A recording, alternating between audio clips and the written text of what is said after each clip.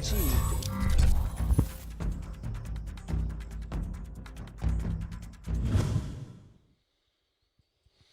All right, what's up, everybody? Welcome into Studio Day Jeffrey. Day quarantine for real now. I was supposed to play golf tomorrow. Sorry, couldn't find a hat. I couldn't find a hat, and I desperately need a haircut, as you can tell. I was going to play golf tomorrow, but the Cove test came back positive again. So we will take another one tomorrow, and hopefully we will be not positive in time to go see the lady for her birthday. I'm waiting on a Call of Duty update to download, and I know that some of you are insane, and so you just actually enjoy when I provide content on the YouTube for you. So here I am at youtube.com/Jeff Kavanaugh. There's only a couple of things that happened today that I think are worth talking about here, and one of them is that Takk McKinley, who, if you guys have been around for a long time of my broadcasting, you'll know that I was a fan of in the pre-draft process back in 2017.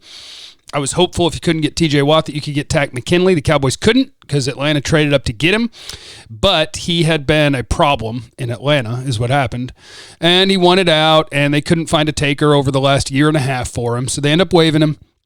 And the question was, will the Cowboys claim Takk McKinley? And I'll go over briefly the reason that you might want to. He's a defensive end.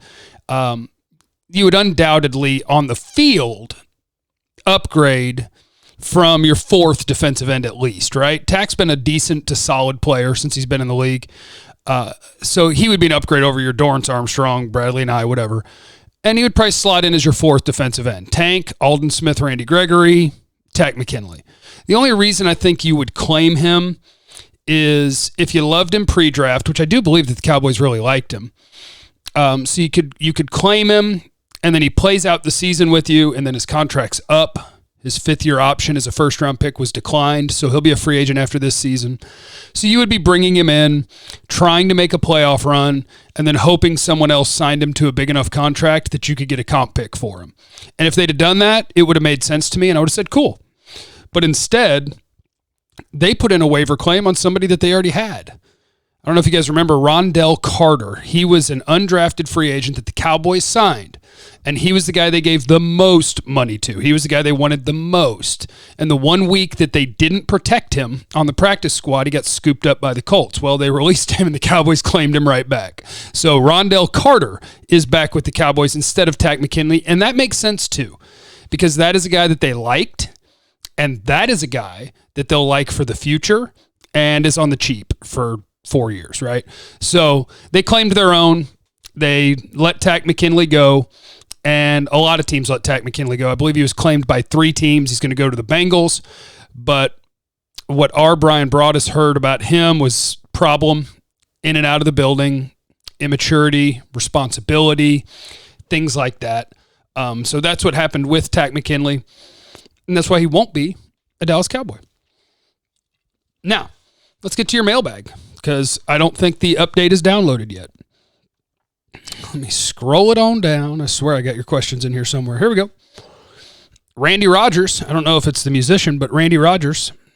I love the draft, and I'm definitely all for trading down. And yes, 4 top 50 picks, I'm all in. My favorite cartoon, I'm an old guy, so Chilly Willy and Woody Woodpecker, favorites for me. Talk about what to do if these young players develop into winning a few games. I love the draft, so always feel free to talk about that.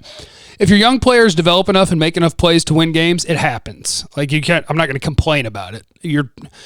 Even the team tankers, of which, of course, I'm the president, CEO, vice president, COO, acknowledge that you're not asking your players not to play hard. You're not asking your coaches to screw up games. They're out there trying to win. That's the goal.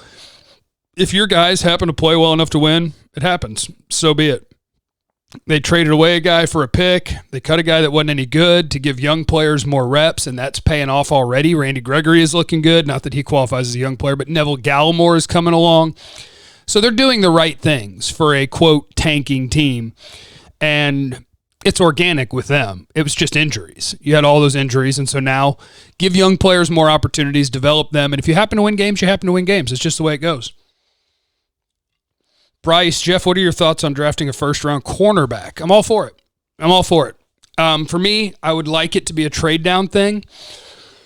because that's the thing we've learned, and I've learned over years and years of doing this, is I'm going to have my cornerbacks in a certain order for the draft, and I won't have it exactly right. You never do. Nobody does. So if somebody thinks that one of these guys is absolutely the truth, and maybe I will. Maybe I'll watch Surtain or Farley, and I'll be like, oh, no, that's Jalen Ramsey style. Like, I'm sure on this one. Don't move away from that. Just pick him.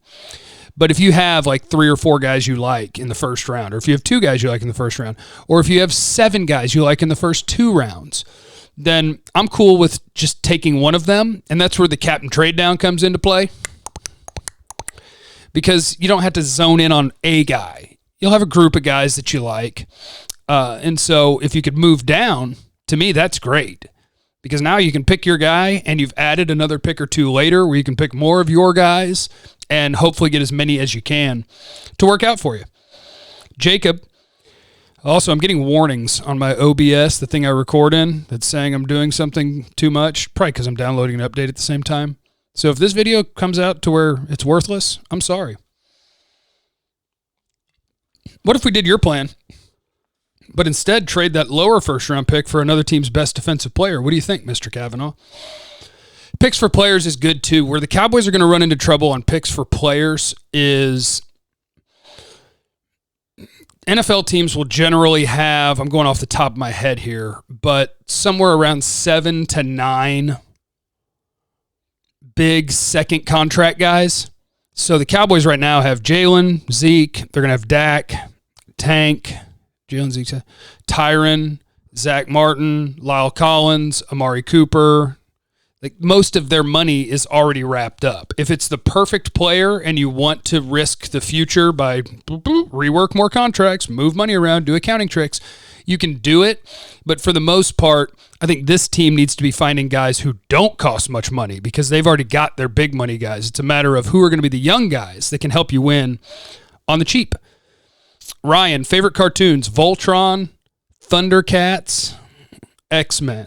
Oh, I loved X-Men when they were killing the Sentinels. Wolverine would just... Storm pulled them out of the fire all the time in the cartoons. Any safeties in this draft class like Derwin James or Earl Thomas level? Not that I'm aware of. But again, follow along here, because I'll do breakdowns of the prospects where you can kind of scout them with me.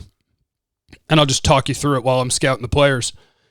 I've started to see like a TCU guy in mock drafts in the first round, but I haven't done that work yet, so I don't know yet, but follow along, because that journey is getting started now. Landon McBride. What young players are showing the most promise? The ones you feel good about being a part of this team in the future. Diggs is showing promise. Neville Gallimore last week showed promise. Gregory's not young, but he showed promise. I'd like to see Bradley Anai, Reggie Robinson. Biotish, he's going to start for you for 3.5 years. So this draft class, the early returns look good. They definitely look good. CeeDee Lamb, of course. They look really good. So they just need to do that again. Mark. Who the heck gave the nod to DiNucci over Gilbert? These two aren't even on the same planet, talent-wise. I have no idea. DiNucci was their guy. It was McCarthy's guy. I have no idea. After watching both of them play on a Sunday, I'm with you, where it's like, there's no way in practice you thought DiNucci was better. How? There's no way. So, I don't know. Crazy. NFL can be crazy sometimes.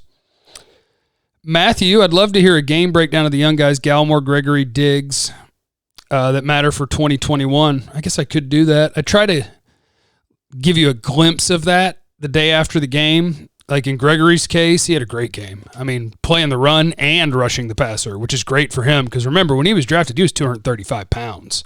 But now he looks like a 260-pound man, maybe even more than that. And he's moving people around. He's not getting pushed around like he did at Nebraska. He's a full-grown adult, and he didn't lose the athleticism, and he played hard. Gallimore, same thing. He started showing the power, played hard. Diggs plays hard. That's something I like. Chandler, what's Alden Smith been up to? Fatigue catching up or just not getting home? He got banged up a little bit, and it might be. He hadn't played in forever, so now you're about halfway through a season, and I could totally see where he's just kind of wearing down a little bit. And if that makes him cheaper and the Cowboys get to keep him, that's cool. Ryan, can you bring yourself to start Gilbert over proven vet Dalton? I can. They can't. They're not going to. I would. Hot hand, baby. Played pretty well. Running back out there. Luis, offensive line improving? What are the changes made to improve defense other than letting Poe and Griffin go? I think they simplified it a little bit. I think guys are just playing more comfortable so that they know what they're doing. They're not thinking, they're just playing. Sean Lee being back, maybe that's a help. And the offensive line is improving. I think Connor Williams had a pretty decent game. Cam Irving had a pretty decent game. Terrence Steele was almost okay. They're getting somewhere. All right, I'm going to go see if my Call of Duty is ready. Make sure you're subscribed. Leave in the comments what you want to talk about tomorrow. Who's your favorite Transformer? Who's your favorite Ninja Turtle? I love you, and I'll see you tomorrow. Bye.